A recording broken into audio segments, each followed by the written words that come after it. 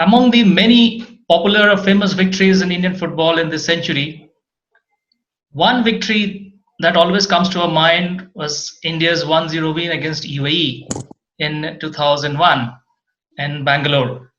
And the person who scored the goal, the most famous goal, is Jules Alberto, who is here with us, and he's joining us from London. And we'll share some of his experiences with the Indian team as well as with the Goan clubs that he had played for. Welcome, Jules. Thank you, Armin. Thank you. What we want to know, or the viewers wants to know, about your career that started in Goa, where you started, which was the first club, and how did you made a name for yourself. My first club was actually Dempo under 19. If I started playing for Dempo under 19 first, and then I went to play for Goa Shipyard, which was in the second division.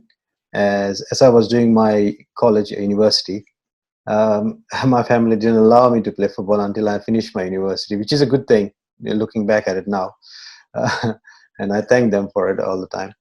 So after Shipyard, which was in the second division, I helped them qualify in the first division. So we qualified in the Goa Pro League, which was at that time. And then I didn't stay with Shipyard because I got a better offer from MPT, which was a Marmonga Port Trust. And it was when I was with my under 21 team. The coach of that team was Marcus Pacheco, was incidentally the coach of Marmonga Port Trust too. So he saw me playing for under 21 Goa team, and he said, "Would you want to join MPD as a player?" And I said, "Yeah, why not?" Because I liked the way that he was approaching players. I loved his jovial mood. He was funny. He's cracked literally every joke in the world you could hear from him, and and there was no censorship, nothing. But it was good fun. It was enjoyment, and for me, football had to be fun. It had to be enjoyable, and that is the most important thing. So I joined MPT at that time when I just about to finish my college university, and he allowed me to train and finish my practices early so that I can go for college, which was a good thing. So we had that understanding, and then after I finished my college I played 2 years for Marmanga Patros, and then after finishing college I joined Salgaoncas, which after that was no stopping me, to be honest, I would say, and which was a good thing also. It gave me time to actually gather some experience in the Pro League before actually joining a famous club, one of the most famous clubs in India, and it prepared me in a way. I know, considering the fact that I could have joined any bigger club before that, but yeah, I'm very happy the way that I progressed gradually, but at the right time. So did you think that was a time when was Salgaocar or Tempo, and even Churchill also were investing a lot on the Goan football, on the players, local players especially. If you're asking me if I was thinking about when I was a junior kid and thinking of joining Salonkas or any top club, no, I wasn't. For me, it was just to enjoy and keep enjoying football. That was the most important thing, and I didn't have any pressure on me. But the only pressure that on me was to play best and to play better. Um, when I joined Salonkas in my first year, I got drafted straight away into the first 11, but I never expected that because I didn't rate myself as a best player because or good enough player to be in the first 11 at the time, because there were such quality players in that team, and which was a blessing to us in disguise. Me and Venkatesh joined at the same time, and I would say we had very incredible experience senior players. Like there was Derek, there was Savio, there was Bruno, Frankie, Robert, Sebi Coelho, and there was other players who were there who had been playing for at least 3-4 years before us. I could actually play and join Salonkas, and who had even represented the country, which is enormous. And to learn from them, learn understanding from their guidance, and standing there shoulder to shoulder with such famous legends of Goan football and Indian football, That was a dream come true. That was a dream come true, I would say. But to be honest, when I was young, I never imagined that I would be playing for Goa or playing for India. No, I didn't, because I thought if I work hard and if I only progress that many change. There are so many talented players I could see who actually fallen in the wayward, on their way to progress. They played for maybe 1 or 2 years and they faded off. Um, it could be different reasons. Some people have their injuries, some people have personal problems, some people have other issues. But working hard never stops. Hard work never stops. Your goal in this in that World Cup qualifier against UAE at that time, UAE, and still today UAE is one of the best Asian side, still being recalled as the one of the I famous hope Indian victory. somebody scores and breaks that record. I would be definitely more than happy just to see that happening.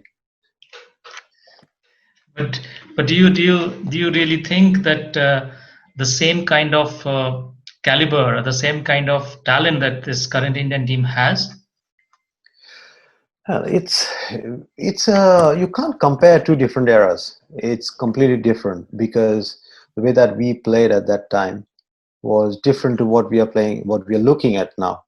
The current trend is more tactical, more planning, more analytical. There are small, finer details like physical, your strength, your endurance, and um, there's a lot of science also goes into the thing. When during our time, it was like if you were good at technical play, if you were good at a bit average or better on the physical side of it, and if you could compete with players of international caliber, then yes, you would get an opportunity to play. But right now, I would say they have a lot of talent. There's no denying the fact that there's no talent at all. um, to be honest, I know the attitude to work hard, attitude to learn and aspire to be better is a lot. But right now, do we have the enough number of players to be part of that? That is the biggest question. You need to increase the number of players who are actually playing in the big clubs, ISL clubs or ILE clubs, whichever clubs you may want to call it.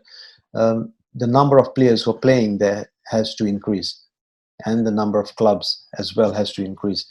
Um, it's tough, it's challenging, especially with the situation, which everything. I don't see the fact that it cannot happen, but it's how you get there and how quickly you get there will be very important. And trust me when I say this, the Indian players have more talent and skills than a lot of high league, quite a high league in the English level, I would say. But have they got the physical capability? Have they got the technical ability? Have they got the tactical ability? That's the biggest questions. So it's not how or what quantity, but you need to have quality as well on players. So how it can be revived? How the Goan football's glory days can be revived? Wow, that's a big question. I would say if you look at the facts, which I can say, looking at when I was playing for the national team, or as part of the national team, there was one point I think when Salgaocar won the Federation Cup, we had about from the Salgaocar team itself, we had about 9 players, and imagine that 9 players from the Salgaocar team in the camp, national camp. Then you had Dempo players, and you had Churchill players.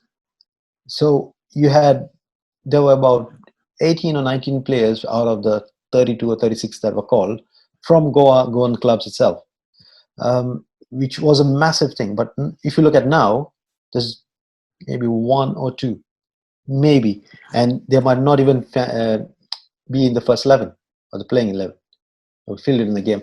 So you can see that Goan, for us personally, I would say Goans, we are called Susagat Goans. Yeah, it's called in Konkani, it is, and the translation of it is called lazy Goans. So I think what has also happened is we have just sat down with the laurels and didn't do anything much about it. But also we have not developed the game at that much. The other states have caught up with everybody else, and right now, if you look at it, the northeastern states, the north of India, like Punjab always used to be good, but Haryana, Uttaranchal, and all of these Andhra, all of these states have actually started playing really good football, and I'm surprised that Goa still hasn't realized it. There's a lot of problems with the way you are answering your question. Um, the way I can put it across is there are too many thinkers, but not many actions done. A lot of decisions have been taken, and nothing's been fulfilled. So uh, I'm hoping that they would also sit together, come to a common conclusion, and hopefully we see a lot of Goan players back in the frame, or at least maybe. How would you feel, when there used to be about 7 players from Goa, 8 players from Calcutta, 9 players from Manipur, and all of them in the Indian camp? Oh, I wouldn't want from so many from each state. I would rather have it more spread out. But given the fact that these states are the backbone of Indian football, I would love to see back of the similar culture. There should be that competition from each state. The selectors should be thinking, oh, I've got 7 players from this state. How many can I actually choose, or which ones would the manager would actually prefer? These problems or the difficulties selectors might should have. At the moment, if you look at the selection of the Indian team, I, I was uh, I was having another discussion some few days back, and there's about 40 players maximum. From a group of 40 players, if you can't select 16, 17 players, it's easy. But imagine if you got about 100, 120 players, what are you going to do then? And India is a big country. You should have, definitely. And I hope they have come to. Jules, we would like to know, like, the goal that you scored against UAE. Can you recall? Can you recreate? I mean, how was the move? What was the move, and how did you score? Oh, that's a nice one. Okay. What happened is we had practiced the day before in Bangalore's grounds. We were practicing throw-ins and dead ball situation and all of that. So Suki, who was very, he's a meticulous strategist, I would say. He used to think on finer details rather than the whole picture, because he used to think that if the small sections are right, then the whole game falls into place on its own.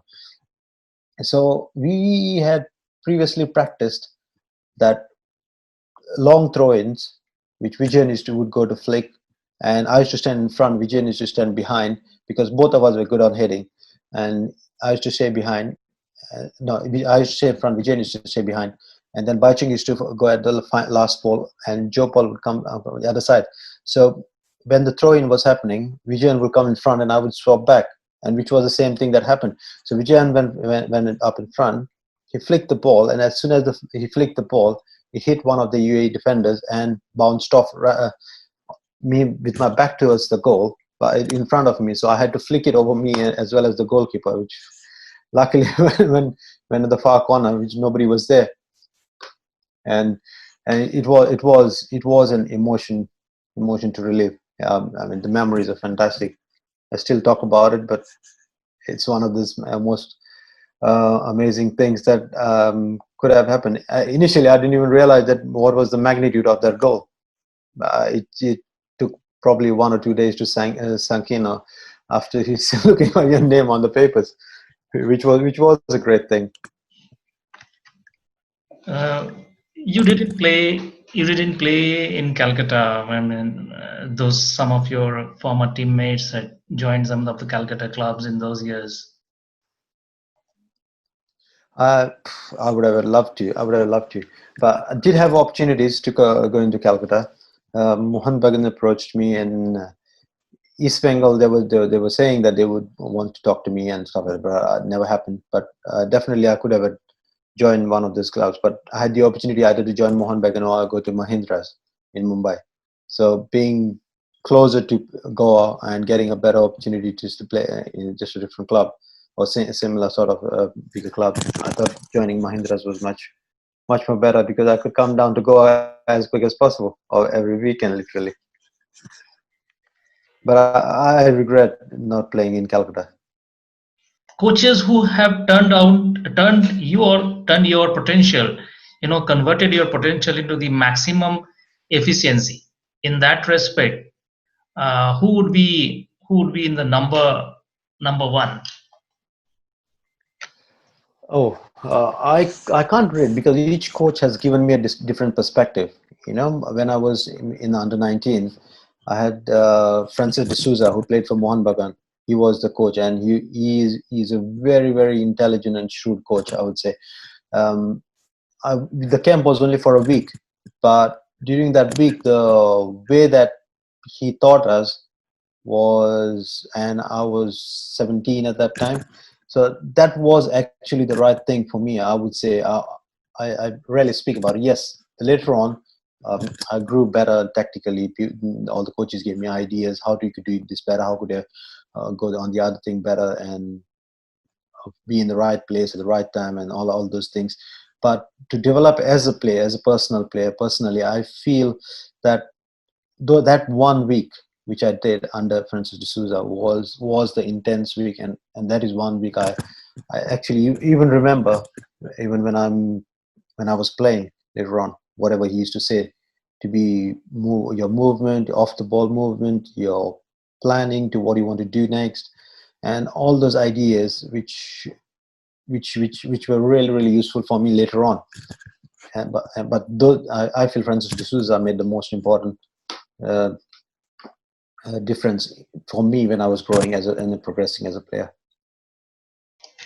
Any apart from that famous match against the UAE, with the national team, any memorable match that you can recall with the clubs? Yes, Federation Cup final. I would say that tops as well when we beat East Bengal at the Salt Lake.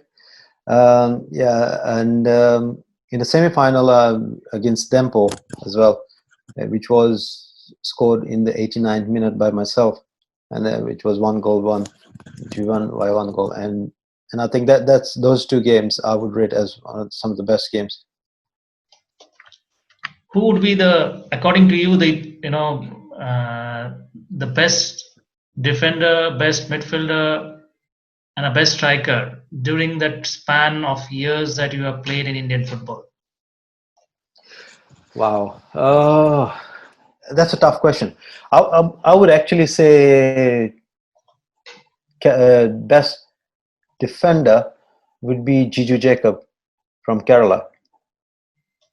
I loved the way that he used to be so calm and so cool and so intelligent, that he was really good. And I'm talking about it in Indian terms. Among the midfielders, if you talk about, I've got lots of them because I used to play as a midfielder, so I know. I can't. It'd be very unfair of me to say that this one was the best and the other one. But because if you're looking at as an attacking midfielder, I would say Tushar Rakshit from East Bengal, and if you're looking at as a striker, I would say Vijayan. Vijayan would be the best.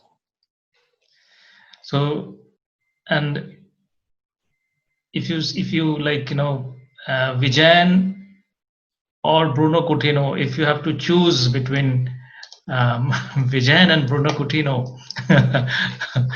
You're putting me in trouble now.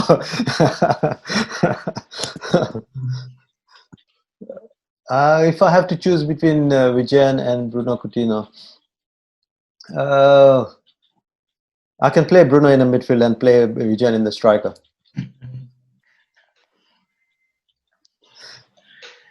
And that's an intelligent answer, actually.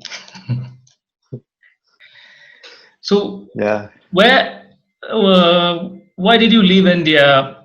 And most Goanis, like you are one of the players. There are a couple of many footballers, many former footballers who have left India, who are settled abroad. Well, it was at a point when I made a decision. Is It was quite difficult for me to leave football and come and leave India. My wife, who had applied for a visa on high skill migrant, the visa had got approved, and we couldn't stay for more than 3 months. Um, Initially, it was decided that she would be coming alone, but from my perspective, I was looking at, and initially there were the league, how the structure of the league, the planning of the league, it wasn't certain. Nobody knew what would happen. Everybody knew that the National League is going to stop. Nobody knew what the clubs are going to do. And after football, the life of most of the players was very uncertain, very, very uncertain. I was coming to that point to make a decision whether to go into coaching or do something different. Um, I did get opportunity to go into education coach for schools as a PD instructor or football instructor, but that wasn't something that was appealing to me initially. Since I got the opportunity to move to UK, and I took literally about 2 months to decide and say yes, okay, let's go. Because we had got the visa probably in February, and in the middle of, yeah, it was on the 12th of February, and then I waited till April to actually say, okay, fine, I think that's it, we have to go. Because I spoke to a lot of players, ex-players, and they all said to me that it's quite difficult once you come out of football to decide what's happening, what you want to do, and what, your there was no pathway for ex-players. Currently, if you look at it, there are opportunities for coaching. It's not that they were not there, but there was nobody to guide us either. There was nobody to give us ideas or give us plans or how things work out. We were just players. None of us had the caliber to think about business, professional, or commercial, or all of these activities. None of us knew until and unless the marketing strategy comes into place, because all these commercial activities like uh, academies and coaching scenarios, all of this, they come into place only after marketing is in perspective. And for me, I didn't know anything about marketing. Right now, if you look at it, most of the players have got I think at least 10 to 15 players who play in the ISL must be having their own sponsors. Uh, in my When we were playing, there was hardly any sponsor. There was only for Vijay. Even Vijay didn't have a sponsor, and I used to feel personally, I used to feel bad. And we as a team, a lot of us used to think that, you should have a sponsor. You should be given a sponsor straight away. He didn't have any marketing strategies. Nobody was supported him at that time. Yes, Baichung had it because Baichung played well. He truly, and he rightly deserved it as well. But Bruno never had it. Vijayan never had it. There were so many outstanding players who were there, like Joe Paul and Cherry was there. Never got an opportunity to be sponsored. But if you look at now, the players are getting so many sponsors, which is a great thing, and I'm happy about it. Players have got a short time; they should make money, they should make the best out of it, and it should suffice. But for us, after football, you wouldn't be able to save a lot of money now. One last question before we end up this show. Sure. The downfall, I won't say downfall, but the closure of Dempo, Salgaocar, Vasco, clubs like them, uh, it has affected the Goan football culture. So, in what way? I mean, do you think that the Goan footballers or the youth footballers, the juniors, they are not thinking about football right now more, but they are thinking of going abroad. So, in what way that can be revived or that can be rekindled into the kind of hope that would give to the many Goanese youth? Okay. Um, I don't blame Salongas or Dempos for closing down. They were investing so much money. And when they don't have any proper plan given to them by the parent federation, then obviously they'll be thinking or doubting their own perspective of investing so much money, and what's the return is going to be coming out from it. They didn't even know whether the league existed or how it's going to exist or who's going to get. If they want to revive it, they should have a clear picture. Whenever there is any sort of confusion or any doubt, that is a killer. That is a killer. It will kill even the motivation of players.